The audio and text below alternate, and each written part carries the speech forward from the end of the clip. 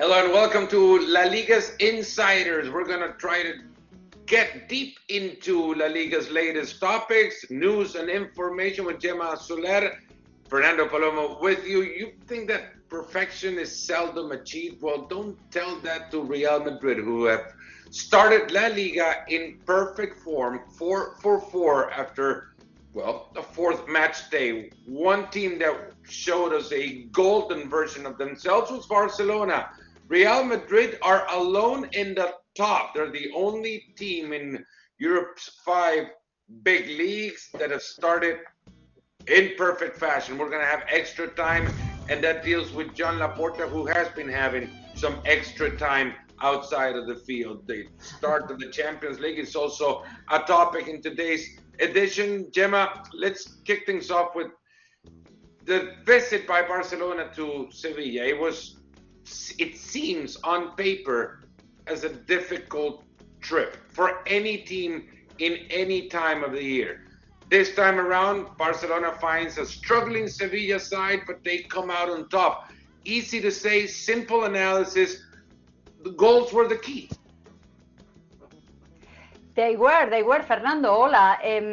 It's a difficult place to play, the Sánchez Pizjuán, and Barcelona proved themselves that they know how to suffer and that they never surrender. Because if you look at the highlights or at the result, you might think it was an easy game. It was not at all. The first half, the beginning of the first half, it was absolutely for Sevilla. They suffered a lot and they could have get hurt, but they did not surrender.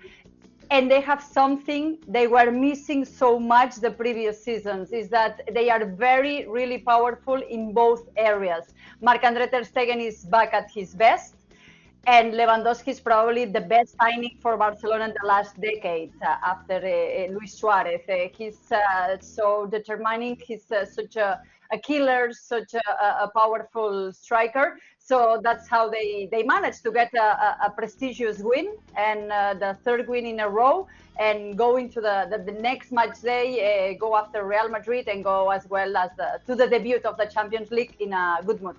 Gemma, and you said it perfectly. It's a prestigious win. Maybe not the best showing for Barcelona all around, but they learn how to cope with a team that is definitely struggling to find results. Maybe not as bad as the table shows for Sevilla. Well, Julian Lopetegui has really struggled at the beginning of this season. We see the table here. Real Madrid 4-4-4. We mentioned that. We're going to go into their game against Betis in just a minute. Barcelona come out on top again with a great showing, but it was mostly because Sevilla offered them the space to run. This is a team, Barcelona, that runs more than they play.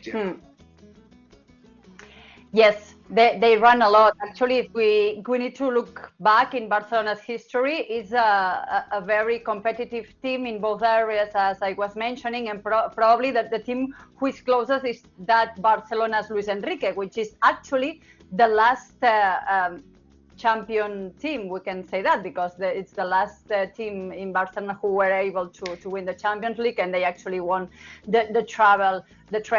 Yes, they are fast. They know how to run. It has really fast wingers with Rafinha and Dembélé, and it has something that I think is really important, and it can be a game changer in the future, is that when Xavi looks in the bench, he has a lot of arguments. And when these arguments come to the pitch, I'm talking about Jordi Alba, Frenkie de Jong, or Ferran Torres, the substitutes in Sánchez Pizjuán. They came out like it was the last game of their life. They bite, they run, they were really fast, fresh legs. So I think this is a game changer, and it's a big difference with the previous seasons where Barcelona has, yes, maybe a competitive team, but when things were looking ugly, didn't have something to change that bad dynamic. This is going smooth because I was really thinking about Barcelona's Luis Enrique side back in 2015 when I guess everybody at that point, when it came to analyzing the team, Gemma, everybody said, well, Barcelona is solid at the back. And then they have the three up top, los tres de arriba, the three guys that are going to handle things for us. Luis Suarez, Messi, Neymar. It seems that way now again. It's the three up top this time around. The version, though, includes Robert Lewandowski that has definitely shown that he has landed in Barcelona with 2 feet. Yeah, definitely. We will be talking a lot about Lewandowski a little bit later on. But if someone had some concern about the Polish striker adapting to La Liga, to a new team, to a new elite experience, well, it looks like he played for Barcelona. He actually needed just one game, that 0-0 draw against Rayo Vallecano, that himself told us on ESPN that it was a very difficult game for himself, because 24 hours ahead he wasn't sure if he will be playing. So yeah, he came to Barcelona and is being successful like nothing. And yeah, it has another holy trinity, as we call that: Neymar, Suarez, Messi, with Lewandowski, Rafinha, and Dembélé. Those are the ones that are there right now. But in the bench, as I was mentioning, is Ferran Torres, which Xavi is very fond of him, and is Ansu Fati, a forward that, if injuries respect him, will be a forward for the future of Barcelona. So yeah, it's the new 3 attackers, and there's so much hype about them, so much excitement between the fan base about this Barcelona, making them remember that the last happy times probably that Barcelona have experienced. It was a golden version of a team that played with their golden uniform, a memory of the 1992 Olympics. They had the Olympic colors in them, the city in the design, the city map in the design of the uniform. The uniform I love to see on the field. So Barcelona was a 3-0 winner over Sevilla. Convincing win, convincing result. We can say the same about Real Madrid. They faced the second place team in the table and one of the only undefeated going into the 4th match day. It was an even game when you see the stats. When you look at how many times Courtois was forced to work in an extreme fashion, and when you think of the times that Rui Silva had to do the same on the other side, it seems as if the result is a short one for Real Madrid, just a 1 goal difference between them and Manuel Pellegrini's side, a side that we have to say did not have William Carvalho, did not have Germán Petzela, but was able to level things out. They were out with Nabil Fekir early on and still were able to have more control of the ball. But again, we know what Real Madrid can do. They have the ball, they'll keep the ball, and they'll score with it. They don't have the ball, they're going to try to get it from you and score as well. Yeah, well, I was at the Bernabeu at this first game for defending champions in front of a home crowd. I'm not that sure it was a short result because, Real Madrid were superior, I think, in the 90 minutes. But Betis put them in very lot of trouble, especially in the first half. As you were mentioning, they knew how to suffer because they were without Carvalho, Petzela, and they lose Nabil Fekir after the first minutes. And they see how they concede that first goal, and they managed to overturn that and to get a draw and to fight that. It's a very powerful thing. I think we will enjoy so much watching this Manuel Pellegrini squad. But we're talking about Real Madrid. They were back at his home, this amazing Bernabeu. This going to be an amazing stadium.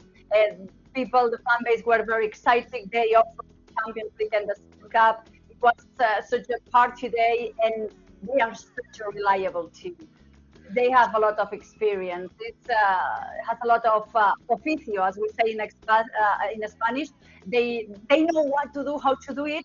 And even though we're talking about Karim Benzema, that maybe is not as fit as it usually is, it has so much argument. It has Rodrigo, it has Vinicius, it has a lot of things, and it is an improved version, even though Mbappe didn't end up at Bernabeu. With Tchouaméni, it looks like this 22-year-old Frenchman played a long time in a very difficult engine machine of Real Madrid. And they even don't need Rudiger by now. He came out of the bench at the very end of the game. So, Yeah, I think, Fernando, it will be very difficult to defeat the version of Real Madrid. In speaking about Tchouaméni, you hear every time that the weight of the jersey, it's a heavy weight to put on a young kid, especially in such an important place of the pitch as the holding midfielder position, especially when you're replacing a legend like Casemiro. The first time in front of the Bernabeu fans, how did they react to Tchouaméni's performance? Clapping, as there was no tomorrow. They clapped so much because they have seen what this young player has done in the previous 3 match days. They realized they've lost Casemiro, something that not a lot of people were expecting, and the way this youngster has replaced him and almost make it forget about Casemiro. Of course, it's something very, very difficult. Let's see, as I was mentioning, he's 22 years old. A lot of responsibility to be there in the Real Madrid field, so let's give him a little bit of patience. As you were mentioning, Fernando, he plays with no fear at all. He's very brave, very powerful, because he's supposed to be the defending midfielder, and he doesn't do that only. We saw it against Betis. We saw it against Espanyol, assisting Vinicius. So it's a very clever, smart player. Is a great signing for Real Madrid, a great addition to that midfield. And imagine Ancelotti. There was no Toni Kroos. He's maybe not at 100% fit, so he played with these 2 youngsters, with Camavinga and Tchouaméni, who brings a lot of freshness and happiness in that midfield. And you mentioned Benzema's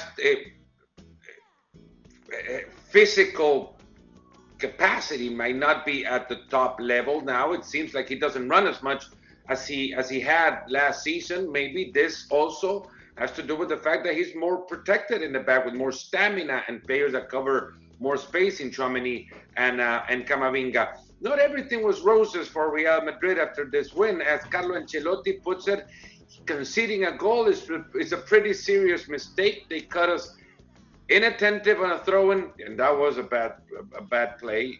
We'll talk about that a little bit. We have to improve in these situations, and that's for sure. And yes, they were caught offsides. There's no other word to put it. Yeah. They were not they were out of sync at that point. And Tchouaméni was one of them, and maybe Militao was another one. But a throw-in to score against Real Madrid, that's somewhat, to a coach, that must be embarrassing as well. Yeah, it's true. Betis caught them off guard.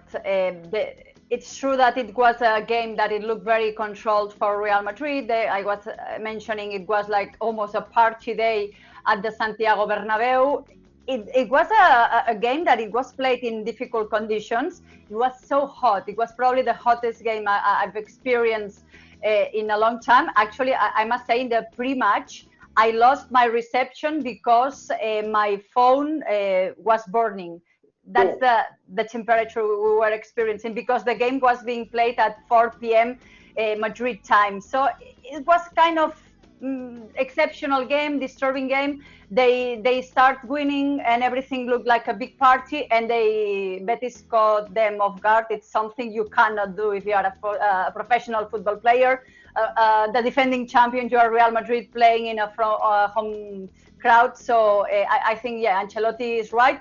And not only because that goal, but because they have conceded in the 4 previous games. So this is something Ancelotti wants to improve and wants to highlight, because even though they are the only team with a perfect record in Europe, if you concede in that kind of situations, you might be in trouble at some point. We have connections with LaLiga. We're going to keep them from scheduling another match when the temperature is so hot that puts your phone in danger. Gemma, nobody wants that. Yeah. Everybody wants to keep your phone safe.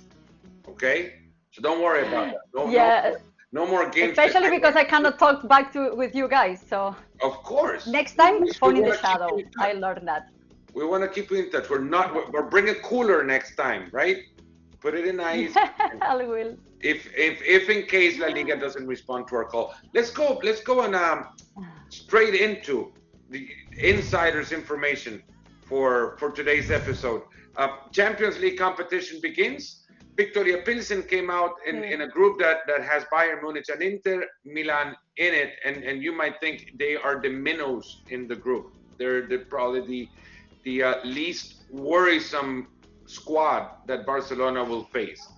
Is this true? Are there any worries when it comes to Victoria Pilsen? Yes, Fernando, we can explain there is quite a lot of concern in Xavi's team. They are very concerned because it's, as Xavi mentioned, in his opinion, is the toughest group in the last 20 years. It might be true. It's true that usually Barcelona are in the first group, so they get easier rivals. Now they are in group 2, so that's what it happens when you don't do your homework in advance. So they are worried. They have the trauma of last year defeats and being relegated to Europa League. They are concerned because Victoria Pilsen is, of course, the Cinderella of that group, and they need 100% to make these 6 points. And it's the first game, and they are concerned that there is a little bit of euphoria after these 3 wins in a row, after this big win in Sevilla, that if you don't analyze the 90 minutes, you can think that Barcelona did so great. Yes, they did, but they did wrong too, a lot at the beginning of the game. So that's what ESPN been told about the concerns of Xavi and his team about this Victoria Pilsen, which is an unknown team that will arrive at the Camp Nou being unbeaten, that has another mosquito. You know, we call Dembele Mosquito. Well, they have John Edison Mosquera, the Colombian player. His nickname is Mosquito as well, and he's a dangerous player to take into account. So we've been told that Xavi messages in the locker room are about red lights, big concern.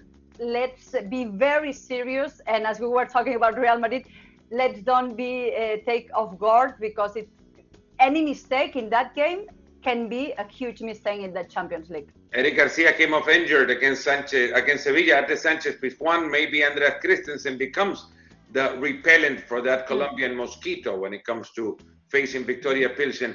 In sticking with the Champions League, not only Barcelona will have to face the challenge of Bayern Munich, Julian Nagelsmann's side, probably one of the strongest ones in Europe, but they would also have to face Bayern Munich's challenges on Gavi. Are they looking after him? Are they seeing their contractual situation?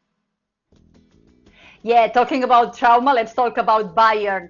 Of course, a lot of ghosts came when we talk in Barcelona about Bayern, and there is a little bit of concern because, yes, Barcelona might have closed the best transfer market window in the last decade, but they still have some homework. They haven't been able to sign Gavi's renewal, even though both parts agree, they all want the same. There is an economic problem, and they can still not make this renewal with his new role in the team.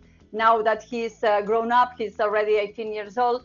They haven't been able to do that, put that into paper. And Bayern has always been interested in Bayern. So Bayern threatens them not only in the field, but also in the offices. And they threat that if there's no agree with Gavi before the winter transfer market, they will go 100% for this gem of the academy.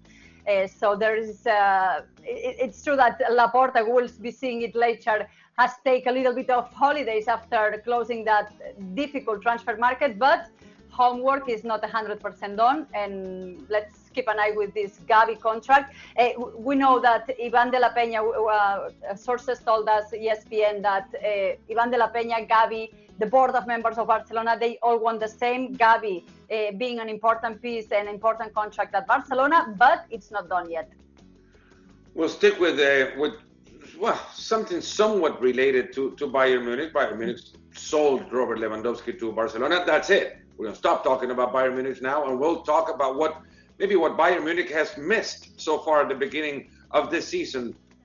4 games, Lewandowski has scored in the last 3 matches, and not only he has proven to be the top scorer that Barcelona bought, he's becoming somewhat of a leader figure inside the pitch as well.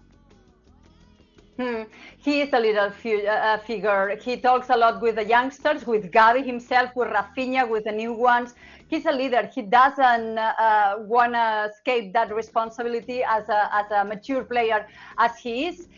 He's so happy in Barcelona. That's what sources close to the Polish striker told us. And, he put a lot in himself with this move to Barcelona. It was not easy with the financial problems Barcelona are experiencing, but it was also a family experience. They love Barcelona, they love Mallorca, and now they love Catalonia. And a very nice part of Catalonia, it's what we are seeing on pictures, not only because I was born there in Albargada. It's a nice area, an hour and a half away from Barcelona, just before the Pyrenees. So that's the lake, Lavaels, and Robert Lewandowski himself and his family enjoyed a very beautiful family day. It was last week when Xavi gave them 2 days off.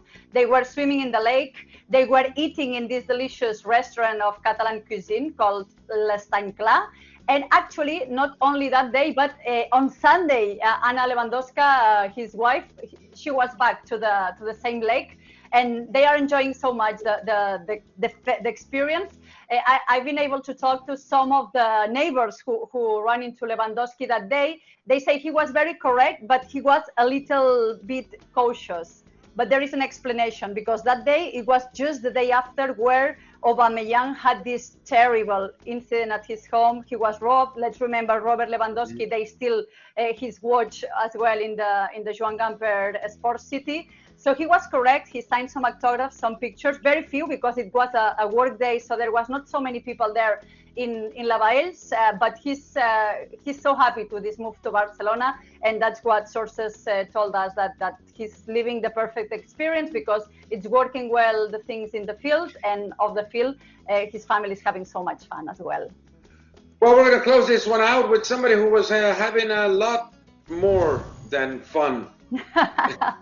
Not too long ago, last week it was published in our extra time. We're going to talk about what was published last week, and it has to do with Robert Lewandowski, because Jean Laporte, Barcelona's president, went to Tel Aviv, to Israel, to celebrate Robert Lewandowski's agent's birthday. Pini Xavi turned 79. That's not Pini Xavi on that picture, by the way, but Pini Xavi turned 79 years old, and Jean Laporte, a very close friend of him, and not only a close friend, but also you could say a business associate, since in a way they managed to construct, to build, interlace their relationship to turn it into a profit for Pini Xavi, Lewandowski, and from Barcelona. They signed the Polish player. So it's not Luz de Gas. The youngsters might remember the name, but it's Tel Aviv. But it's again, Jean Laporta being Jean Laporta.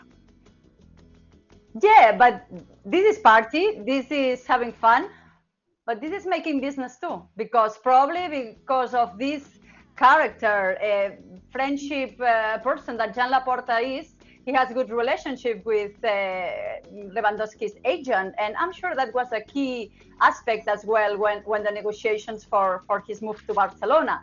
So yeah, Laporta is like this. He doesn't mind to be caught with having fun.